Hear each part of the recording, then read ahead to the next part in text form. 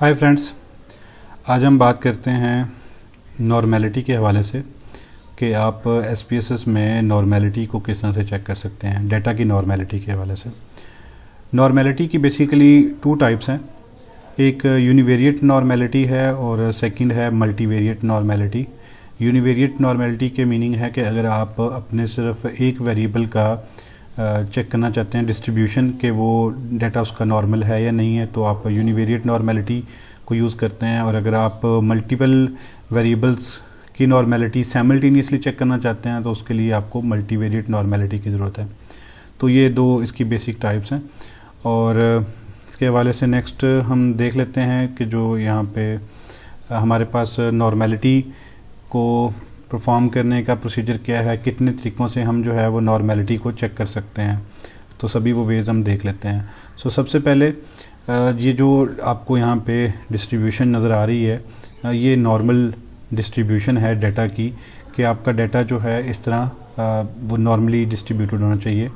और इसमें हम ये देखते हैं कि हमारा जो मीन मीडियन मॉड है वो सेंटर के ऊपर जो है वो फॉल कर रहा हो डिस्ट्रीब्यूशन के अंदर जो है, और सिमेट्रिक होना चाहिए, बैलेंस्ड यानी शेप आपकी होनी चाहिए। When a distribution is symmetric 50% of the distribution falls at और बिलो और above the centre most point in the, यहाँ पे इस पॉइंट के ऊपर आपका जो है वो ज़्यादातर वैल्यूज़ जो हैं वो फॉल कर रही होती हैं डिस्ट्रीब्यूशन के अंदर जो है, और ये एक बेल शेप जो है डिस्ट्रीब्यूशन होनी चाहिए।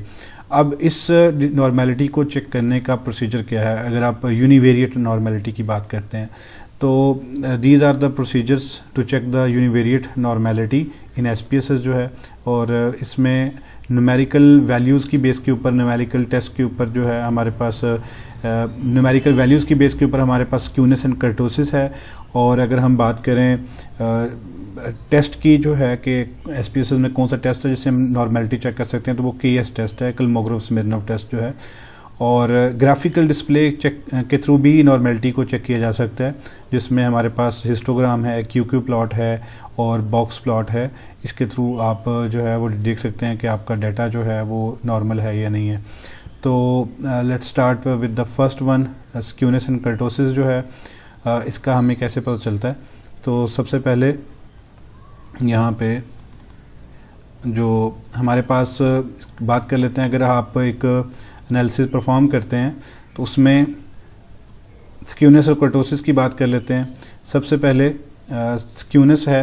स्क्यूनेस जो है बेसिकली बताता है कि आपका डाटा कितना जो है वो एसिमेट्रिक है, इम्बैलेंस है, किसी एक साइड के ऊपर जो है लेफ़्ट या राइट साइड पे वो स्क्यूड होगा, उस साइड पे उसका झुकाव जो है वो ज़्यादा होगा। जैसे यहाँ पे अगर आप देखें तो ये नेगेटिवली साइड है, ये आपके जो लेफ़्ट साइड है उसकी साइड पे जो है इसका जो ज़्यादा डाटा इसका ज़्यादा जो है वो राइट साइड पे होगा, लेकिन इसकी जो ये टेल है आपके लिए वो ज़्यादा नेगेटिव साइड के ऊपर जो है वो शो हो रही है। इसमें जो टेल है इसकी एंड पे वो पॉजिटिव साइड पे, तो ये पॉजिटिवली स्क्यूड डाटा की शेप इस तरह की होती है, नेगेटिव वाले की शेप जो है वो इस तरह से होती है। अब नेक्स्ट जो हमारे पास नॉर्मेलिटी में हमने जो वर्ड डिस्कस किया है वो कर्टोसिस है। तो कर्टोसिस आपको बताता है पीकेडनेस ऑफ द डाटा, जो है कि डाटा के अंदर पीक कितनी है, और इसको भी हम जो है वो बाय शेप जो है वो चेक कर सकते हैं या इसकी वैल्यूज़ के थ्रू भी हम कंफर्म कर सकते हैं।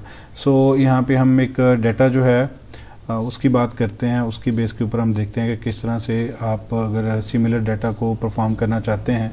तो ये आप मेरे पास एक डाटा है और इस पे मैं चेक करना चाहता हूँ एक वेरिएबल की। मेरे पास एक वेरिएबल है जिसका नाम है परसीव्ड स्ट्रेस जो है, और ये परसीव्ड स्ट्रेस के हमारे पास आलमोस्ट कोई 10 के करीब क्वेश्चंस हैं। मैं ये चेक करना चाहता हूँ कि क्या ये इस वेरिएबल का जो डाटा है वो नॉर्मल है या नहीं है।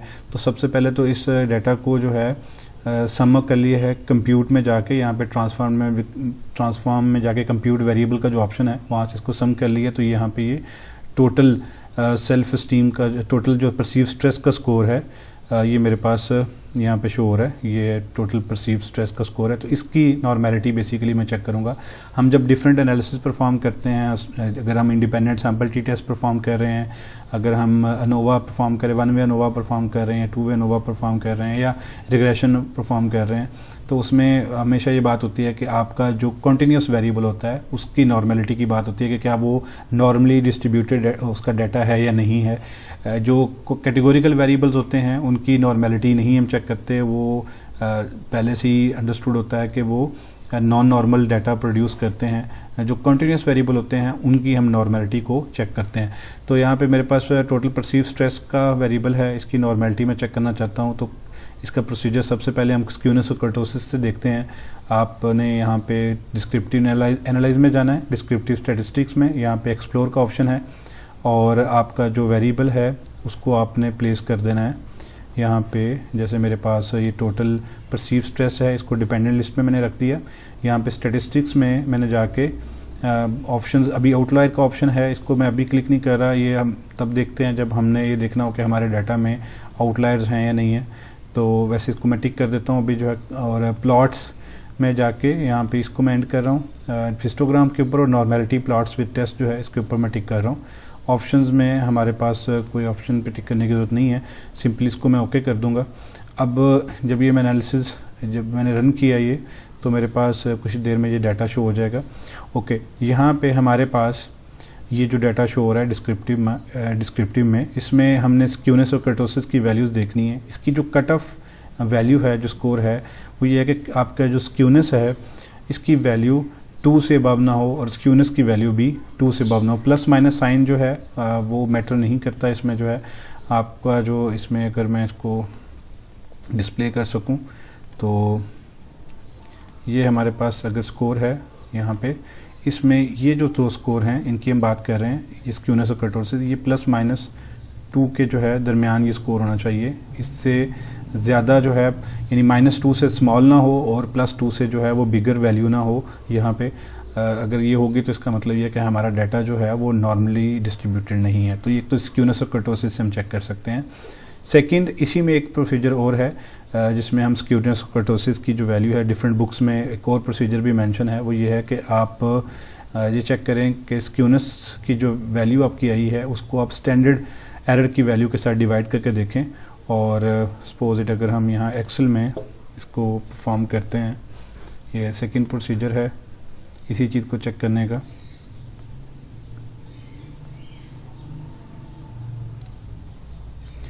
ओके, तो ये यहाँ पे मैंने ये वैल्यूज़ जो हैं मेरे पास जो शो हो रही हैं, इनको यहाँ से मैं कॉपी कर लेता हूँ दोनों वैल्यूज़ को, और यहाँ पे मैंने इसको पेस्ट कर दिया। अब हमने इसको जी स्कोर बनाना है, इसको मैं डिवाइड कर रहा हूँ स्टैंडर्ड एरर के साथ स्क्यूनेस की वैल्यू को, और सिमिलरली ये जो वैल्यू है इसको भी मैं डिवाइड कर रहा हूँ इस वैल्यू के साथ जो है। तो इसमें हमारे पास जो कट ऑफ जो स्कोर है वो ये है कि जी की वैल्यू जो है वो 1.96 होती है, तो ऑलमोस्ट 2 के अराउंड जो है जो वैल्यू है वो एक्सेप्टेबल होती है। उसके अबव अगर होगा तो इसका मतलब ये है कि ये आपके पास जो है जो डाटा जो वेरिएबल है उसका डाटा जो है नॉर्मली डिस्ट्रीब्यूटेड नहीं है। तो यहाँ पे हमारे पास जो वैल्यूज़ आ रही हैं इसमें ऑलमोस्ट जो है ये बिल्कुल नॉर्मल है। इसमें थोड़ा सा डाटा शो हो रहा है कि पॉजिटिवली स्क्यूड है, लेकिन ये है कि बहुत ज़्यादा स्क्यूड जो है वो डाटा नहीं है। इसके अलावा एक थर्ड प्रोसीजर भी है स्क्यूनेस और कर्टोसिस को चेक करने के हवाले से। जो हमारे पास यहाँ पे वैल्यूज़ आ रही हैं उसमें यह है कि आप स्टैंडर्ड एरर की वैल्यू को 2 से मल्टीप्लाई करके 2 टाइम्स स्टैंडर्ड एरर देखें कि वो जो स्क्यूनेस की वैल्यू है उससे बिगर होती है नहीं होती। तो यानी 0.117 को मुझे यहाँ पे 0.117 को मल्टीप्लाई करूँगा मैं 0.117 के साथ, और देखेंगे कि ये वैल्यू जो है वो बिगर होती है नहीं होती है। 0.013 आ रही है और हमारे पास 0.245 है, इससे ये बिगर नहीं है। एक कुछ बुक्स में इसको 3 के साथ भी 3 टाइम मल्टीप्लाई करने का भी कहा गया है। तो स्टैंडर्ड एरर की वैल्यू को कि वो देखें कि वो बिगर होती है स्क्यूनेस और कर्टोसिस की वैल्यू से या नहीं है। तो हमारे पास जो है इसके अकॉर्डिंग स्क्यूनेस का ये पहला तरीका था, स्क्यूनेस और कर्टोसिस के थ्रू आप चेक करें। नेक्स्ट जो हमारे पास प्रोसीजर है वो है टेस्ट ऑफ नॉर्मेलिटी। इसमें 2 टेस्ट हमारे पास आते हैं, कोलमोग्रोव-स्मिर्नोव टेस्ट है और शपीरो-विल्कॉक्सन टेस्ट है। इन दोनों टेस्ट की वैल्यूज़ जो हैं ये यहाँ पे जो सिग्निफिकेंस वैल्यू है ये 0.05 से ज़्यादा होनी चाहिए। अगर ये 0.05 से ज़्यादा हो तभी जो है हमारे पास हम कह सकते हैं ये जो सिग्निफिकेंस वैल्यू है यहाँ पे, ये हमारे पास यहाँ पे ये वाली जो वैल्यूज़ हैं ये दोनों 0.05 से ज़्यादा होनी चाहिए। तो अभी करंटली जो है ये दोनों वैल्यूज़ 0.05 से लेस हैं, यानी कि ये शो कर रही है कि डाटा जो है वो नॉन नॉर्मल है। डिफरेंट ऑथर्स ने अपनी बुक में मेंशन किया है, एंडी फील्ड हैं या और ऑथर्स हैं जिन्होंने कि ये टेस्ट जो है वो काफ़ी सेंसिटिव है और लार्ज डाटा के अंदर जो है ये स्मॉल से इंडिफरेंस को भी जो है नॉन नॉर्मलिटी को बड़ा सिग्निफिकेंटली शो करता है वो। तो यहाँ पे हमारा जो डाटा है वो शो कर रहा है कि ये इस टेस्ट के अकॉर्डिंग ये कि डाटा नॉन नॉर्मल है। नेक्स्ट हमारे पास हिस्टोग्राम है। हिस्टोग्राम में हमने चेक करना होता है कि इसको डबल क्लिक करेंगे अगर आप तो ये कर्व के थ्रू भी आप चेक कर सकते हैं। यहाँ पे नॉर्मल जो है तो ये चेक करें, यहाँ पे इसकी डिस्ट्रीब्यूशन जो है वो नॉर्मल होनी चाहिए। कुछ स्कोर यहाँ पे हमारे पास 20-25 के ऊपर जो है वो स्कोर थोड़ा सा लार्ज आ रहा है, अदरवाइज़ जो है ये ओवरऑल जो नॉर्मल शो कर रहा है। इस साइड पे थोड़ा सा पॉजिटिवली स्क्यूड है, जो हमने पहले भी बात की थी, स्क्यूनेस से भी हमें ये चीज़ शो हो रही थी, लेकिन ज़्यादा स्क्यूड नहीं है। इसके अलावा हमारे पास नेक्स्ट क्यू प्लॉट्स हैं। तो क्यू प्लॉट्स पे अगर आप चेक करें तो यहाँ पे ये डाटा जो है टोटल इस लाइन के ऊपर होना चाहिए। तो ये डाटा थोड़ा सा अवे है। ये हमारे पास आउटलायर्स हो सकते हैं जो डाटा के अंदर एक्सट्रीम वैल्यूज़ हो सकती हैं, जिसको कि हम देख सकते हैं।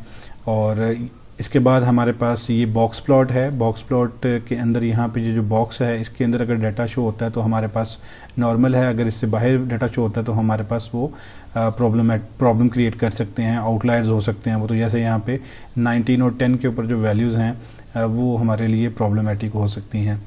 तो ये प्रोसीजर था चेक करने का। इसको जो अगर हम यहाँ पे देखें तो हमने इसको ऑलमोस्ट कवर कर दिया है। ये ऑप्शंस आपने टिक करने होते हैं। इसके लिए जो है हमारे पास ये वैल्यूज़ आती हैं, यहाँ पे ये मैंने मेंशन कर दिया है। ये डिफरेंट ऑथर्स ने इसमें जो कट ऑफ वैल्यूज़ बताई हैं, लोमैक्स हैं और पीटच हैं, स्टीवंस हैं, जिन्होंने ये कहा है कि ये 2 ग्रेटर देन 2 हो तो प्रॉब्लम हो सकती है और अगर लेस देन 2 हैं तो इट्स फाइन। और नेक्स्ट जो है नॉर्मेलिटी के हवाले से ये भी डिटेल्स हैं कि ये वैल्यू 0.05 से जो है सिग्निफिकेंस वैल्यू 0.05 से ग्रेटर होनी चाहिए। यहाँ पे क्यू प्लॉट्स हैं, ये भी ये शो कर रहे हैं, फिर हिस्टोग्राम है और ये एंड पे बॉक्स प्लॉट है। सो ये रेफरेंसेस एंड के ऊपर जो है जिनको आप कंसल्ट कर सकते हैं ये कट ऑफ वैल्यूज़ के हवाले से। तो ये था कि अगर आप नॉर्मेलिटी को चेक करना चाहते हैं, यूनिवेरिएट नॉर्मेलिटी को SPSS के अंदर अगर आप चेक करना चाहते हैं। जहाँ तक बात है मल्टीवेरिएट नॉर्मेलिटी की और SPSS में इसको चेक करने की, तो SPSS में इसके हवाले से कोई टेस्ट जो है वो मौजूद नहीं है। हम नॉर्मली इसको जो है वो चेक कर सकते हैं PP प्लॉट के साथ। जो है यहाँ पे जो शो हो रहे होते हैं ये ग्राफ में, यहाँ पे लेगेसी में, यहाँ सॉरी या डिस्क्रिप्टिव स्टैटिस्टिक में यहाँ पे हमारे पास PP प्लॉट्स और क्यू प्लॉट्स हैं। इनके थ्रू हम मल्टीवेरिएट नॉर्मेलिटी चेक कर सकते हैं, लेकिन हमारे पास अभी तक कोई स्टैटिस्टिकल एनालिसिस SPSS में मौजूद नहीं है जिसके थ्रू हम मल्टीवेरिएट नॉर्मेलिटी को चेक कर सकें। मल्टीवेरिएट आउटलायर्स को चेक करने का ऑप्शन है, तो उसके थ्रू हम देख सकते हैं आउटलायर्स को, लेकिन मल्टीवेरिएट नॉर्मेलिटी को चेक करने का ऑप्शन SPSS में अवेलेबल नहीं है। So thank you. It's about the how to check the normality इन SPSS। फर्दर हम नेक्स्ट वीडियो में देखते हैं कि अगर ये जो कट ऑफ वैल्यूज़ हैं ये डिफरेंट बुक्स में नॉर्मेलिटी के हवाले से क्या क्या डिटेल्स अवेलेबल हैं, तो नेक्स्ट वीडियो में हम उसकी बात करते हैं। Thank you.